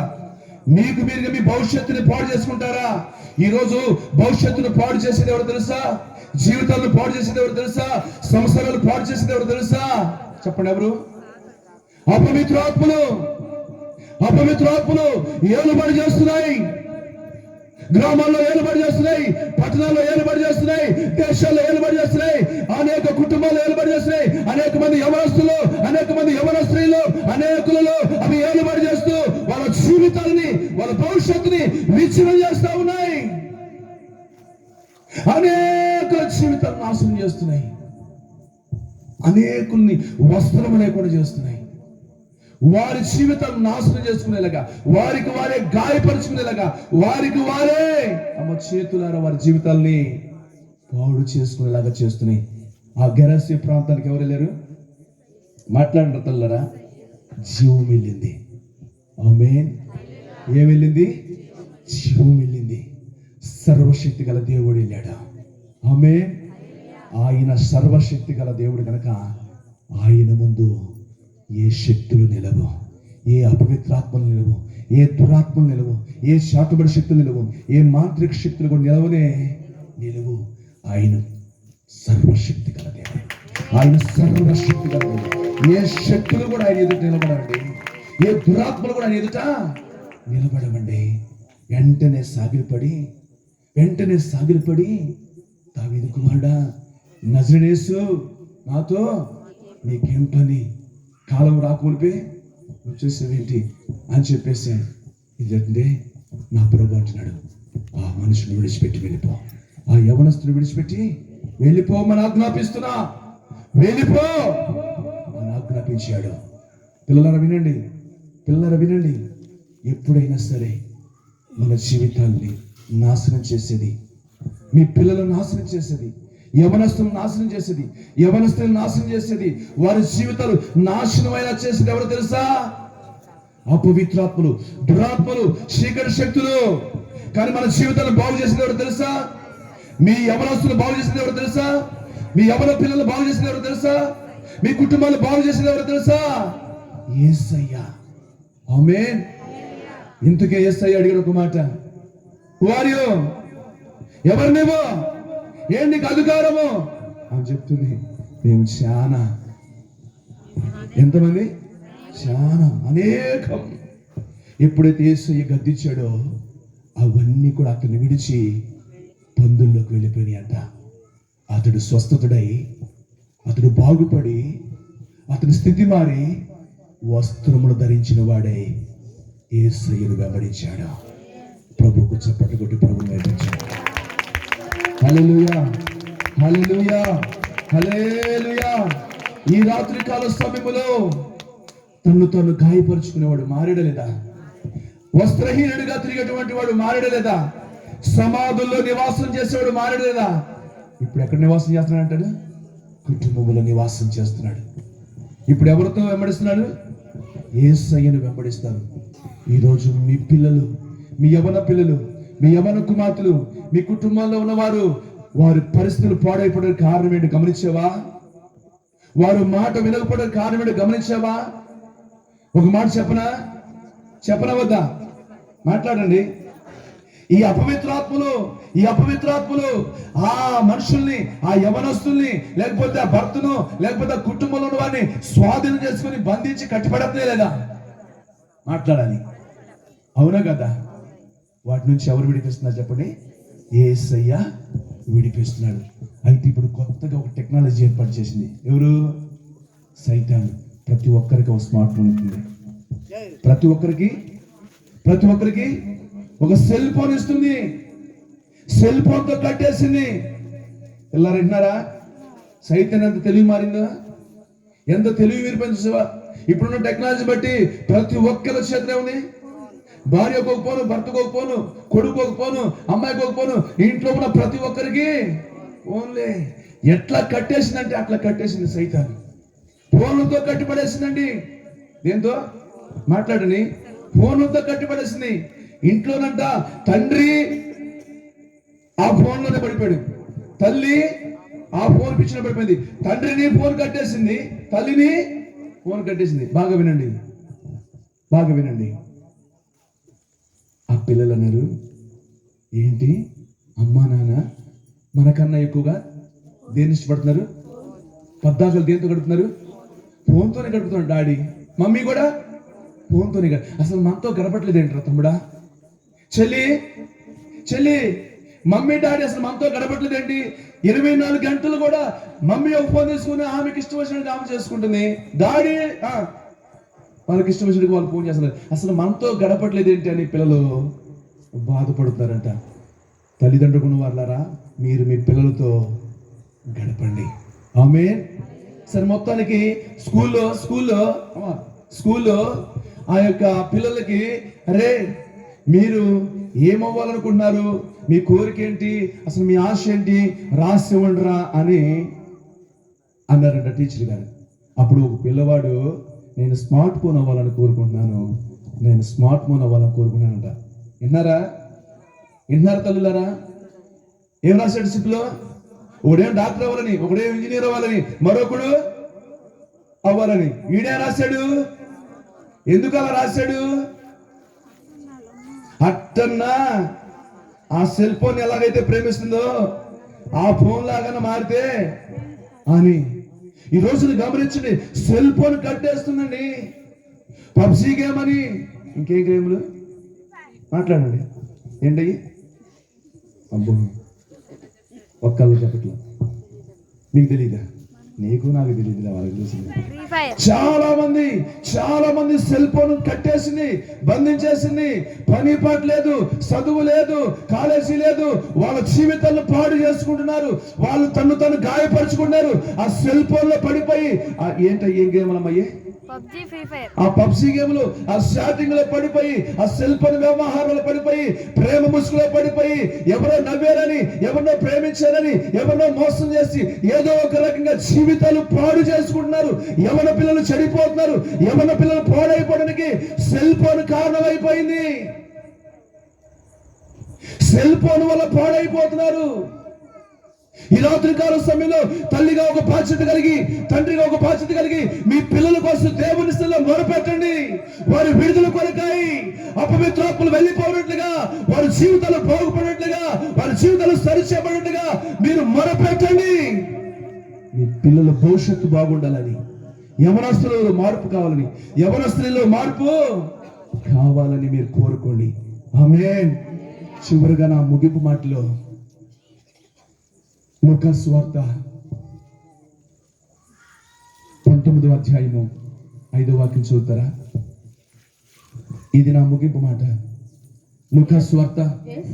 యేసు ఆ చోటికి వచ్చినప్పుడు కనులెత్తి చూసి జక్కయ్య త్వరగా దిగుము, నేడు నేను నీ ఇంట ఉండవలసి వచ్చిందని అతనితో చెప్పగా అతడు త్వరగా దిగి సంతోషముతో ఆయన చేర్చుకుని అందరూ అది చూసి ఈయన పాపి అయిన మనుషుని యొద్ద బస చేయవలెనని చాలా సనుకుంది. జక్కయ్య నిలబడి, ఇదిగో ప్రభువా, నా ఆస్తిలో సగము బీదలకిచ్చుచున్నాను. నేను ఎవరి యొద్ద అన్యాయముగా దేనినైనను పుచ్చుకున్న ఎడల అతనికి 4 వంతులుగా మరలా చెల్లించుదునని ప్రభుతో చెప్పెను. అందుకు యేసు ఇతడును అబ్రహాము కుమారుడే, ఎందుకనగా నేడు నీ ఇంటికి రక్షణ వచ్చి ఉన్నది. చాలండి. ఇతడు ఒక పాపి అయిన మనుషుడు, ఇతడు ధనవంతుడు, సుంకపు గుప్తదారుడు. అయితే ఒక దినాన యేసుని చూడాలని కోరిక కలిగింది. పొట్టివాడై ఉండడం వల్ల చూడలేకపోయాడు. జనులు గుంపు కూడి ఉన్నారు. ఆ ప్రాంతంలో యేసు రాబోతున్నాడు కనుక ఇంకా ముందుకెళ్తే ఒక చెట్టు ఉంది, అక్కడికి వెళ్ళి ఎక్కి చూడొచ్చు అని చెప్పి ఈ జక్కయ్య వెళ్ళి ఆ చెట్టు ఎక్కి కూర్చొని చూస్తా ఉన్నాడు. బాగా వినండి, బాగా వినండి, మనసు పెట్టండి. యేసయ్య సరాసరి అక్కడికి వెళ్ళి ఆ చెట్టు దగ్గరికి వెళ్ళి జక్కయ్య త్వరగా దిగు, నేడు నీ ఇంట ఉండవలసి ఉన్నదని చెప్పాడు. జక్కి కూడా చాలా సంతోషింది. చూస్తే సాలనుకున్నాను, ఏంటి చూస్తే సాలనుకున్నాను, అసలు నా దగ్గరికి వచ్చి నా పేరు పెట్టి పిలుస్తున్నాడు, పైపెచ్చు నీ ఇంట్లో ఉండాలనుకుంటున్నాను, రమ్మన్నాడని చెప్పి సంతోషముతో త్వరగా దిగాడు. జక్కయ్య యేసు ప్రభు నడిచి వస్తున్నారు. హల్లెలూయా. జక్కయ్య యేసు ప్రభు నడిచి వస్తున్నాడు. చూస్తే చాలు అనుకోలేదా? మాట్లాడండి. చూస్తే చాలు అనుకోలేదా? కానీ యేసయ్య జక్కయ్యతో మాట్లాడాడు, జక్కయ్య కూడా యేసయ్యతో మాట్లాడు. ఇప్పుడు ఇద్దరు కలిసి నడిచి వస్తా ఉన్నారు. బాగా వినండి, ఇక్కడ ఒక మాట చెప్తున్నాను. యేసయ్యని ఇంట్లో చేర్చుకున్నాడు. యేసయ్య జక్కయ్య కలిసి ఉన్నారు. జక్కయ్య నువ్వు పాపివి, నువ్వు దుర్మార్గుడివి, నువ్వు అన్యాయస్తుడివి, నువ్వు అక్రమకారుడు అని తన పాపమును ఎత్తి చూపాడా? మాట్లాడండి పిల్లరా. తన పాపాన్ని ఎత్తి చూపాడా? నువ్వు అట్టాటోడు విట్టాటోడివి అని, నువ్వు అట్టాడుదాన్ని విట్టాడుదాను అని అనలేదు. కానీ లోకం ఉందే, సమాజం ఉందే, సొసైటీ ఉందే, వాళ్ళు అంటున్నారు వీడు పాపి కదా, వీడు దౌర్భాగ్యుడు కదా, వీడు అక్రమకారుడు కదా, వీడు అన్యాయస్తుడు కదా, ఉద్యోగంలో లోపరుడు, బల్ల కింద చేపెట్టి అక్రమంగా అన్యాయంగా వసూలు చేసేటువంటి వాడు అని చెప్పి మాట్లాడుకుంటున్నారంట. ఒక్కటి గుర్తుపెట్టుకో, యేసు ప్రభు దగ్గరికి వెళ్తున్నామంటే నీ గురించి మరొకరు వేలెత్తి చూపేలాగా మనం ఉండకూడదు. నీ గురించి చెడ్డగా మాట్లాడుకునేలాగా మనము ఉండకూడదు. సాక్ష్యము లేని వ్యక్తిగా ఉండకూడదు. ఏముండాలి మరి? సాక్ష్యం ఉండాలి. నీ సాక్ష్యము సజీవమైనదై ఉండాలి. నీ సాక్ష్యం మంచిదై ఉండాలి. ఆమేన్ అనుకున్నాడు. అయ్యో, నేను ప్రార్థనకు వెళ్తున్నాను, నేను దేవుని మందిరానికి వెళ్తున్నాను, యేసయ్య నా ఇంటికి వచ్చాడు, ఇప్పుడు యేసయ్య నాతో ఉన్నాడు, అయితే ప్రజలు నా గురించి చెడ్డగా మాట్లాడుతున్నారు, పాపి అని మాట్లాడుతున్నాడు. పాపి అయినటువంటి వాడింటికి ఈయన వెళ్ళి బస్ చేయడం. నన్ను బట్టి యేసయ్యకి ఏం రాకూడదు? చెడ్డ పేరు రాకూడదు. నువ్వు వెళ్ళే సంఘానికి చెడ్డ పేరు రాకూడదు. నువ్వు వెళ్ళే సాగులకు చెడ్డ పేరు రాకూడదు. నువ్వు ఆరాధించే దేవునికి చెడ్డ పేరు రాకూడదు. అంటే నీ సాక్ష్యములో ఏముండాలి? మాట్లాడాలి. సజీవమైన సాక్షి ఉండాలి. అందుకే నీ నడకైనా మారాలి, నీ పడకైనా మారాలి. నీ మాట అయినా మారాలి, నీ ప్రవర్తన అయినా మారాలి, నీ బుద్ధి అయినా మారాలి, నీ గుణమైనా మారాలి, నువ్వు చేసే పనులైనా మారాలి. జక్కయ్య మార్చుకున్నాడు. జక్కయ్య అన్నాడు, ప్రభా నేను ఎవరి దగ్గర అన్యాయంగా సంపాదించాను, అక్రమంగా సంపాదించాను, తిరిగి మరల వాళ్ళకి ఇచ్చేస్తాను. ప్రభా నా ఆస్తి కూడా అమ్మేసి పేదరికి ఇచ్చేస్తాను. ఆమేన్. ఈ పనులు యేసయ్య చేయమన్నాడా? మాట్లాడాలి. ఈ పనులు యేసయ్య చేయమన్నాడా? జక్కయ్య నువ్వు మరలా తీసుకెళ్లి ఎవరి దానికి ఇచ్చేసానడా? జక్కయ్య నువ్వు నీ ఆస్తి అమ్మేసి పేదలకు పంచేయనడా? మరి ఏం చేశాడు జక్కయ్య? ఇన్నాళ్ళు నుంచి దేవుని మంది దగ్గరికి వెళ్తున్నావు, ఇన్నాళ్ళు నుంచి సంఘానికి వస్తున్నావు, ఇన్నాళ్ళు నుంచి ఉపదేశాలు విన్నావు. నీలో ఏది మార్పు? నీ ప్రవర్తనలో ఏది మార్పు? నువ్వేది విడిచిపెట్టావు? ఏది సరి చేసుకున్నావు? నీ బ్రతుకులో ఏది సరి చేసుకుంది? నీ నడకలో ఏది సరి చేసుకుంది? నీ ప్రవర్తనలో ఏది సరి చేసుకుంది? నీ జీవితంలో ఏది సరి చేసుకున్నావు? నీ వస్త్రాలు సరి చేసుకున్నావా? నీ క్యారెక్టర్ లో సరి చేసుకున్నావా? నీ ప్రవర్తనలో సరి చేసుకున్నావా? నీ చెడుతనాన్ని సరి చేసుకున్నావా? నీ పాపాన్ని సరి చేసుకున్నావా? నీ అక్రమ సంబంధం సరి చేసుకున్నావా? నీ బ్రతుకులో ఉన్న దాన్ని సరి చేసుకోవాలి. జక్కయ్య తన బ్రతుకుని మార్చుకున్నాడు, తన అంతరంగాన్ని మార్చుకున్నాడు, తన పాప జీవితాన్ని విడిచిపెట్టాడు, తన అక్రమ సంబంధాన్ని విడిచిపెట్టాడు, తన అక్రమ సంపాదనని విడిచిపెట్టాడు, తన అన్యాయాన్ని విడిచిపెట్టాడు. వెంటనే నడేసయ్యా నిశ్చయముగా నువ్వు అబ్రహాము కుమారుడు. అబ్రహాం ఎవరు? నీతిమంతుడు. అబ్రహాం ఎవరు? విశ్వాసులకు తండ్రి. ఆమేన్. మరి ఇన్నాళ్ళు నుంచి వెళ్తున్నా, నీ మార్పును కనుగొనగలిగావా? నీ ప్రవర్తన మార్చుకోగలిగావా? నీ చెడుతనాన్ని విడిచిపెట్టగలిగావా? ఈ రాత్రి కాలమైన జక్కయ్యలాగా మార్చుకో. జక్కయ్యలాగా విడిచిపెట్టాయి. అది అన్యాయమైన, అక్రమమైన, మోసమైన, అది పాపమైన, చెడుతనమైన విడిచిపెట్టాయి. బ్రతుకు మారాలి, జీవితం మారాలి, నడక మారాలి, పడక మారాలి. అది నీ భర్త కనబడాలి, అది నీ భార్య కనబడాలి, అది నీ కుటుంబానికి కనబడాలి, అది సొసైటీ కనబడాలి. నేను వస్తున్నా వెళుతున్నా చూడాలి ప్రజలు నాలో మార్పు. నువ్వు వస్తున్నా వెళ్తున్నా ప్రజలు చూడాలి నీలో మార్పు. నువ్వు వస్తున్నా వెళ్తున్నా నీ భర్త కనబడాలి, నీలో మార్పు.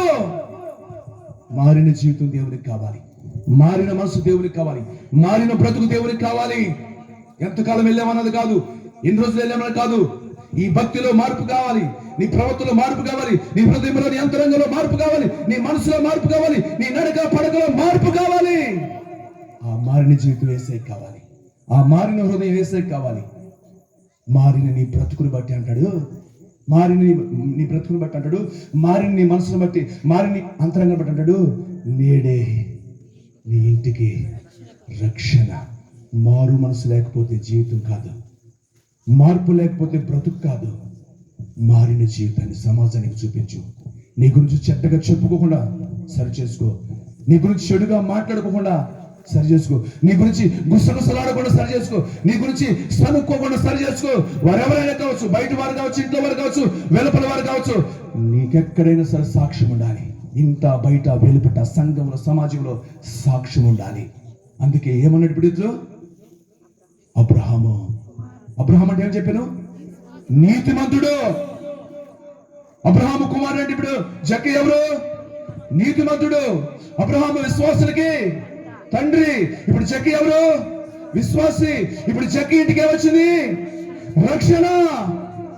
ఈ రాత్రి కాలం నీ కుటుంబానికి రక్షణ ఉన్నదా? నీ భర్తకు రక్షణ ఉన్నదా? నీ భార్యకు రక్షణ ఉన్నదా? నీ పిల్లలు రక్షించబడ్డారా? నీ ఇంటి వారు రక్షించబడ్డారా? రక్షించబడిన వారికి పరలోకము, రక్షించబడిన వారికి పరలోకము లేదు, నిత్య నరకం ఉన్నది. అగ్ని ఆరదు, పురుగు సావదు. అది ఒక వేదనకరమైన స్థలము, అది భయంకరమైన పాతాళము. దాని నుంచి తప్పించుకోవాలంటే ప్రతి ఒక్కరు కూడా రక్షణ పొందాలి. ఆమేన్. ఇప్పుడు చెప్పండి, జీవము లోపలికి వెళ్ళిందా లేదా? పిల్లలు రండి, జీవం లోపలికి వెళ్ళిందా లేదా? పాపం బయటికి వెళ్ళిపోయిందా లేదా? అమ్మమ్మ, జక్కయ్యలో ఉన్న పాపం బయటికి వెళ్ళిపోయిందా లేదా? జక్క ఇంట్లో ఉన్న పాపం బయటికి వెళ్ళిపోయిందా లేదా? జక్కలో ఉన్న అవిధేయత బయటికి వెళ్ళిపోయిందా లేదా? జక్కలో ఉన్న అక్రమం బయటికి వెళ్ళిపోయిందా లేదా? జీవం లోపలికి వస్తే క్రియ జరిగింది. ఎవరిలో అయితే వాక్యం నిలిచి ఉంటుందో వారు వెలిగించబడతారు, చీకటి పోతుంది. ఆమేన్. ఎవరిలో అయితే వాక్యం క్రియ చేస్తూ పాపములో ఉండరిక, పాపం వారు విడిచిపోతుంది. వాళ్ళు ఒక మార్పు కలిగింది, వాళ్ళలో ఒక ప్రవర్తనలో మార్పు కలిగింది, జక్కలో ఒక మార్పు కలిగింది. కారణం ఏంటి? జక్కలోకి వెళ్ళిపోయింది జీవం. జక్క ఇంట్లోకి వెళ్ళింది జీవం, పరిశుద్ధత, హోలీనెస్. ఇప్పుడు జక్కయ్య కూడా పరిశుద్ధపరచబడ్డాడు. ఇప్పుడు జక్కయ్య కూడా నీతిమంతుడిగా మార్చబడ్డాడు. ఇప్పుడు జక్కయ్య ఇంటికి, మరి నీ ఇంటికి రక్షణ వచ్చిందా? నీ భర్త రక్షించబడ్డా? నీ భార్య రక్షించబడిందా? నీ పిల్లలు రక్షించబడ్డారా? అందుకే నశించిన దాన్ని వెతకి రక్షించడానికి యేసయ్య ఈ రాత్రి ప్రాంతానికి వచ్చాడు. నీ కొరకే వచ్చాడు, నీ కుటుంబం కోసం వచ్చాడు, నీ బిడ్డల కోసం వచ్చాడు, నీ కోసమే వచ్చాడు. పరిశుద్ధం నీకు ఇవ్వడానికి, పరిశుద్ధం నీకు ఇవ్వడానికి, మిమ్మల్ని నీతిమంతులుగా చేసి నిత్య రాజ్యంలో మహిమ రాజ్యంలో పరలోకంలో ఆయన సింహాసనం మీద మిమ్మల్ని వచ్చారని, ఆయన కిరీటాన్ని మీకు అద్భుతాలుగా చేయాలని, ఆ భోజన పదవిని మిమ్మల్ని కూర్చోబెట్టాలని, ఆ నిత్య నివాసంలో నిత్య జీవంలోనికి మీరు రావాలని కోరుకుంటున్నాడు. అందుకే రాత్రి ఆ జీవం ఎవరిలోకైతే వెళ్తుందో వారి జీవితంలో దేవుడి కార్యాలు చేస్తాడు. ఆ జీవం, అమ్మా వినండి, ఆ జీవం అతనికి వెళ్ళింది. చనిపోయిన అతను లేచాడు. ఆమె ఆ జీవం ఆమెలోకి వెళ్ళింది. ఆమె కట్లు తెగిపోయింది, బలహీనత విడిచిపోయింది, దెయ్యం వెళ్ళిపోయింది. ఆమె లేచి చక్కగా నిలబడి ప్రభుని మహిమపరిచింది.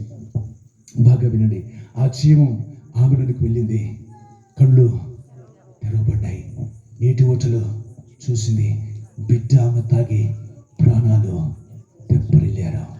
ఈ రాత్రి నీ స్థితిని మార్చేది, నీ పరిస్థితిని మార్చేది, నీ భౌతవ్యాన్ని, ప్రత్యక్షతను, స్వరాన్ని ఏదైనా తెలియచేసేది ఎక్కడ అంటే బోధ. మోసే స్థితి మారింది ఎక్కడ? పొద దగ్గరే. గొర్రెలు విడిచిపెట్టింది పొద దగ్గరే. పాదాలు కూడా చెప్పులు విడిచిపెట్టింది పొద దగ్గరే. నిన్ను సరి చేసిన, నన్ను సరి చేసిన, ఎవరిని సరి చేసిన దేవుడు సరి చేయగలడు. ఆమె నీవున్న స్థలం లేచినబడు, నీవున్న స్థలం లేచినబడు. ఈ రాత్రి ప్రభు నీతో మాట్లాడాడు. జక్కయ్య లాంటి నీ జీవితం